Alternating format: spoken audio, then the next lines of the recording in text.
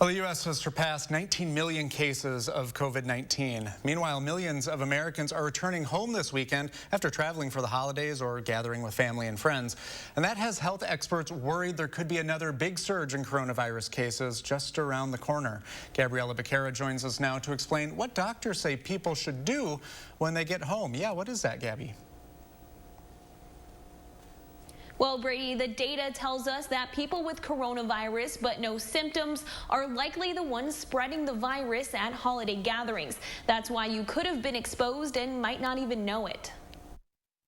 Did you travel or attend a gathering this Christmas? If yes, UW Health's Dr. Jeff Pothof says act like you had high-risk exposure and quarantine. For a minimum of 7 to 10 days, that's where the biggest risk is. If you wanted to be as safe as you could be, 14 days. That means stay home. If you need to go out in public, wear a mask and stay distanced. At that, 7 to 10 day mark, you might want to go get tested to see if you are now the asymptomatic, spreader of COVID-19. Pothof says taking a test without waiting is more likely to show a false negative, giving people false hope that it's okay to spend New Year's with others. It's just really tricky to say that a negative test result, especially in someone who doesn't have any symptoms, is so reassuring that you're not taking on any risk.